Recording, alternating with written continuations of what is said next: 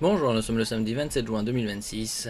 Nous avons parlé précédemment de la Steam Machine et de son prix exorbitant à 1039 € prix de départ avec 512 Go stockage, avec la Steam Controller à 1108, en 2 Teraoctets à 1359 et avec contrôleur et 2 Teraoctets 1428 €. Avec les specs qu'on a vu précédemment, AMD Zen 4, Seeker 12 Thread, partie graphique AMD RDNA 3, donc qui date, 16 Go de RAM DDR5, 8 Go de VRAM GDDR6, 512 Go de stockage pour la version 1039 et LDLC propose sa Steam Machine. Nous verrons ici les specs LDC PC Box Kit à 1000 €, non monté.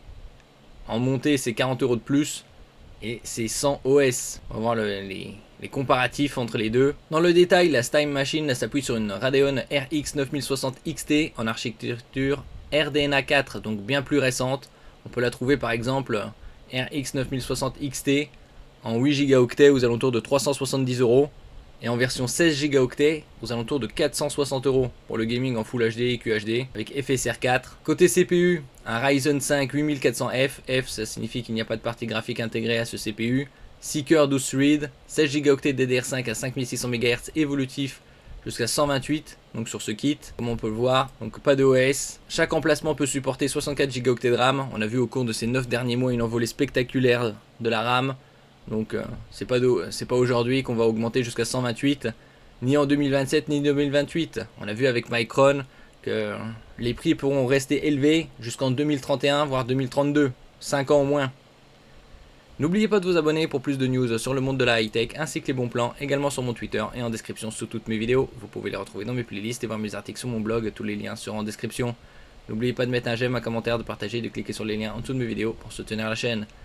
Donc un SSD NVMe 500 Go, une carte mère mini ITX Gigabyte B650i, donc la version en kit à monter soi-même 1000 €, et d'après LDLC, c'est une économie de 108 € puisque les pièces détachées coûtent 1107,55 €. La version montée coûte 1039, donc il y a une grosse différence au niveau de la carte graphique, puisque sur la Steam Machine de Valve, c'est du RDNA 3 semi-custom, une architecture de 2022, tandis que les RX 9000 sont sortis en 2024. Et donc ici sur la RX 9060 XT, il y a RDNA 4, Ray Tracing 3ème génération et FSR 4. Et on peut voir les specs, différences. Il y en a un, ETA Prime s'est amusé à booster la Steam Machine de Valve à 64 Go de RAM, 4 Teraoctets de stockage.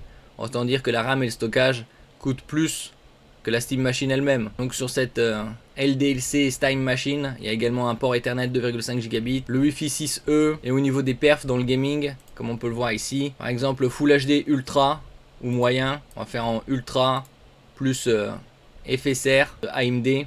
On voit Battlefield 6 à 110 images par seconde, Cyberpunk à 150, Borderlands 4 à 65, Counter-Strike 2 à 250.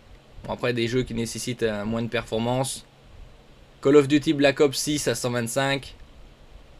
Ça c'est on parle de Full HD là. Si on part au QHD, c'est-à-dire 2560 par 1440, on est sur Battle 6 à 85, Cyberpunk à 95, Borderlands on tombe à 45, Call of Duty Black Ops 6 à 120 par exemple. Et en 4K, bon là, ça descend bien évidemment.